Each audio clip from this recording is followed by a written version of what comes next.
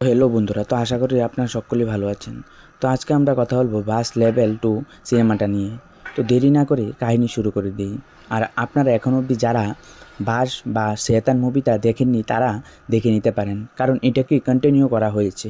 তো কাহিনী শুরুতে আমাদেরকে দেখানো হয় যে একটা স্কুলকে, আর এই স্কুলের মধ্যে সব ছেলের মা বাবারা আর স্কুল বাস এসে ঢুকেছে। আর এটা একটা গার্লস স্কুল। তারপর সবাই স্কুলে আসার পর সবাই ক্লাসটা শেষ হওয়ার পর সবাই লাঞ্চ করতে চলে যায়। তারপর যখন সবাই লাঞ্চ খানা স্টার্ট হয়, সেখান থেকে একটা মেয়ে সে উঠে চলে যায় বাথরুমের দিকে।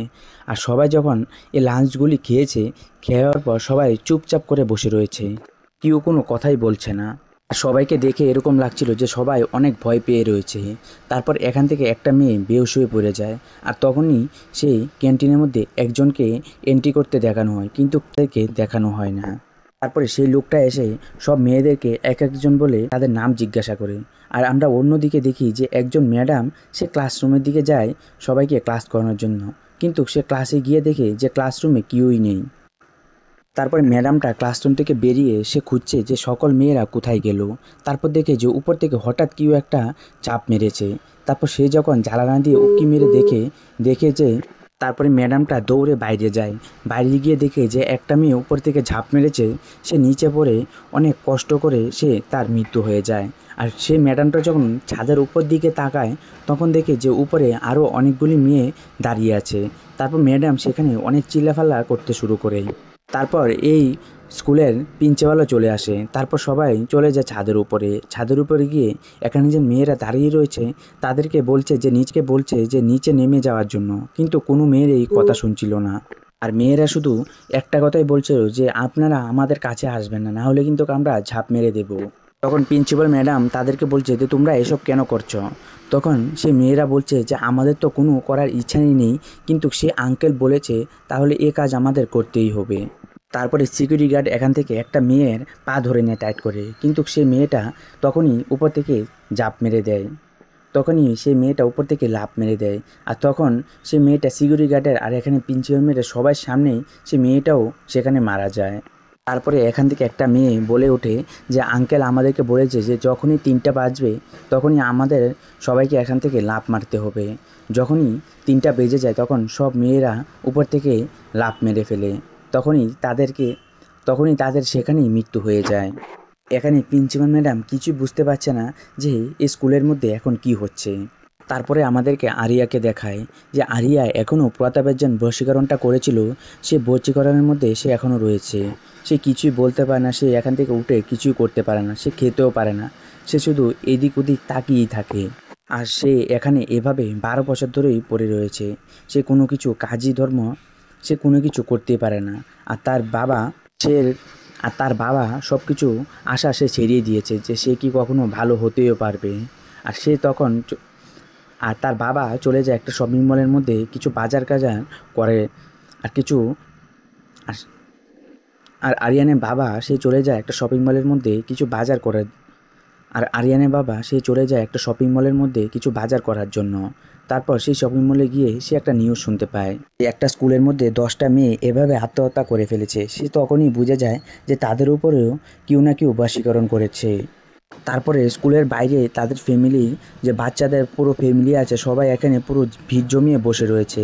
আর এখানে স্কুলের প্রিন্সিপালও বুঝতে পারছে না যে সে কী করবে। আর এখান থেকে একটা মেয়ে যেন বাইরে চলে গিয়েছিল না খেয়ে, সেই শুধু এখন ঠিকঠাক আছে, আর না হলেই সবাই এখন বশীকরণের মধ্যে পড়ে রয়েছে। তারপরে আমাদেরকে আরিয়ানের বাবাকে দেখানো হয় যে বাবা, সে যেন প্রতাপ আছে, প্রতাপকে এখনও বন্দি করে রেখেছে। তারপর তার বাবা গিয়ে প্রতাপকে জিজ্ঞাসা করে যে এখন অবধি তোর মতন কতজন আছে বাইরে। তখন সেখানে প্রতাপ হাসতে শুরু করে। আর এখানে প্রতাপ শুধু হাসছিল, কারণ প্রতাপের যে জিহ্বাটা আছে সেটা তো কেটে ফেলেছিল। আর প্রতাপ জানতো যে এখানে এই কাজ কে করেছে। তারপরে আমাদেরকে ক্যান্টিনে দেখানো হয় যে ক্যান্টিনে এখনও 100 জনের উপরে মেয়েরা বসে রয়েছে চুপচাপ, তারা কোনো কথাই বলছে না। তারপর সেই জায়গার মধ্যে যখন পুলিশ অফিসার আসে, পুলিশ অফিসারকে এখান থেকে একটা মেয়ে উঠে গিয়ে বলে যে আপনাদেরকে আঙ্কেল বলেছে যে একটা কথা বলার জন্য, যে প্রতাপ আঙ্কেলকে আপনাদেরকে খুঁজে বের করতে হবে। আর যদি আপনারা খুঁজে বের না করেন তাহলে আপনারা যা ভাবেননি এর থেকে ভয়ানক কিছু হতে চলছে। তারপরে সে মেয়েটা বলে ওঠে যে আমার মেসেজ দেওয়ার কথা ছিল, আমি মেসেজটা দিয়ে দিয়েছি, আর এখন তোমাদের কাজ তোমরা করতে পারো। তখনই এসব কথা শোনার পর এখান থেকে কিছু মেয়েরা সে টেবিল থেকে উঠে দৌড়াতে শুরু করে জম্বির মতন। তারপর দৌড়িয়ে তারা এই স্কুল থেকে বেরিয়ে যায়। তাদের বাবা মা কারোর কথাই তারা কোনো কিছুই শুনছিল না। তারা সেই স্কুল থেকে দৌড়ে বেরিয়ে যায়। বেরিয়ে রাস্তার মধ্যে যাদেরকে খুঁজে পাচ্ছিল তাদেরকেই মেরে ফেলছিল। আর সে সকল মেয়েরা তো কাউকে খুঁজে পেলে তো তাদেরকে মারছিল, আর তারাও এখানে মরেই যাচ্ছিল।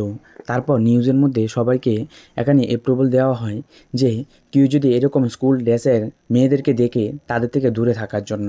নিউজের মধ্যে এটাও আসে যে প্রতাপানকারকে খোঁজার জন্যই এই সব মেয়েরা এসব কিছু কাণ্ডকীর্তি করছে। আর তখনই আরিয়ানের বাবা সে এখানে বুঝতে পারে যে তাহলে এই প্রতাপকে খোঁজার জন্যই এত কিছু ঝামেলা পাকানো হয়েছে। তারপরে প্রতাপকে এখানে বেঁধে সে চলে যায় স্কুলের দিকে। আর এখানেই আমরা স্কুলের মধ্যে দেখতে পাই যে স্কুলের যে টেবিলের মধ্যে মেয়েরা বসে রয়েছে তাদের মা বাবাকে ভিতরে আসার জন্য বলে দিয়েছে। তারপর তাদের মা বাবারাও এসে তাদের মেয়ের সাথে বসে রয়েছে, কিন্তু তাদের মেয়েরা তাদের হাতে আর কোনো কন্ট্রোল নেই। সে তো ওই যে আঙ্কেলটা আছে, আঙ্কেলের হাতে পুরোপুরি কন্ট্রোল চলে গেছে। তারপর এখান থেকে একটা মেয়ে বলে ওঠে যে আপনাদের হাতে আর মাত্র 5 মিনিট আছে, 5 মিনিটের মধ্যে যদি আপনারা প্রতাপ আঙ্কেলকে খুঁজে না বের করেন তাহলে অনেক বড় আবার হাল্লা হতে চলছে। তখনই সেই জায়গার মধ্যে আথার চলে আসে, মানে আরিয়ান যে বাবা, সে এসে বলে যে প্রতাপ তার কাছেই আছে।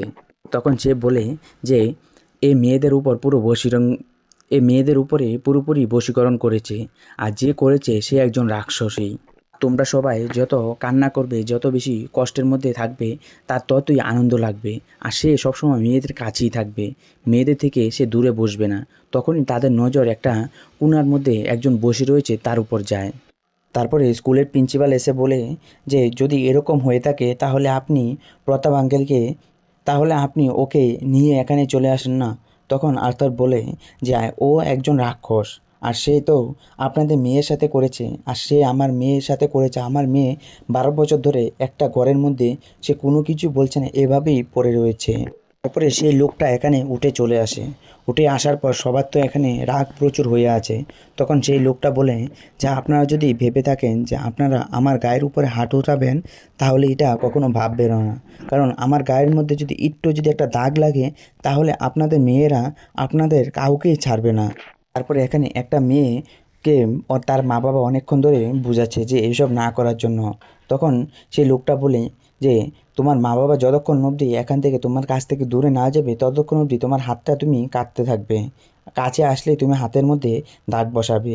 তারপর সেই মেয়েটা সত্যি সত্যি তার হাতের মধ্যে দাগ বসিয়ে দেয় চাকু দিয়ে। তারপরে ওই বাচ্চাটার মা, সে যে লোকটা আছে লোকটার পায়ের বুদ্ধি ধরে ফেলে, কিন্তু লোকের কোনো কিছুই যায় আসছিল না। তারপরে সেই লোকটা বলতে শুরু করে সবাইকে যে এখান থেকে সবাই যেন বাইরে চলে যায়, যারা যারা এখানে মা বাবা আছে সবাই যেন এখান থেকে বাইরে চলে যায়। সে আর্থর সাথে সে কিছু কথা বলতে চায়, কিন্তু কেউই এখানে রাজি হচ্ছিল না যে তাদের মেয়েকে এভাবে রেখে এখান থেকে চলে যাবে। তারপর এখান থেকে একটা মেয়েকে ডাক দেয় যে কে বন্দুক চালাতে পারে, যে কে বন্দুক চালাতে পারে। তারপর এখান থেকে একটা মেয়ে উঠে এসে বলে যে সে পারে। তারপর সে বলে যে এখান থেকে যদি কেউ যদি না যেতে চায় তাহলে তাদেরকে মেরে ফেলার জন্য, আর প্রথম শুরুটা তার নিজের মা বাবা থেকেই শুরু করাটার জন্য সে বলেছে। তারপরে মেয়েটা সবাইকে বলছিল বাইরে চলে যাওয়ার জন্য, যারাই বাইরে যাচ্ছিল না তাদের সবাইকে মেরে ফেলছিল, আর তার নিজের মা বাবাকেও সে মেরে ফেলেছে। তারপর সেই লোকটা আর্থারকে বলে যে প্রতাপ ভাই তোর কাছে কিভাবে চলে গেছে। তখন আর্থার বলে যে এই লোকটা প্রতাপ, সে আমার মেয়েকে বশীকরণ করেছিল। তারপর 12 বছর ধরে সে শুধু আমার কাছ থেকে ভিক্ষা চায় যে তাকে মেরে ফেলার জন্য, কিন্তু আমি তাদেরকে কোনোভাবেই মারতে চাই না, তাকে আমি একদিন একদিন করে পুরো কষ্ট দিয়ে পুরো আমি রেখেছি, আর আমার মেয়েও 12 বছর ধরে বশীকরণের মধ্যেই পড়ে রয়েছে। তখন সেই লোকটা বলে যে তুই কথাবার্তি ধীরে বল। তখন আর্ত বলে যে তুই কি করবি, তুই আমার কিছু করতে পারবি না, আর তুই কি আমাকে মেরে ফেলতে চাস তাহলে তুই আমাকে মেরে ফেলতে পারিস, কারণ এটার জন্য আমি অনেক বছর ধরে অপেক্ষা করছি। আর তুই কী ভেবেছিস এই মেয়েদেরকে তুই যেভাবে বলবি মেয়েরা যেভাবে করবে সেভাবে দেখে আমি কষ্ট পাবো, কারণ এ মেয়েরা আমার কিছুই লাগে না, আমার কোনো কিছুই হবে না।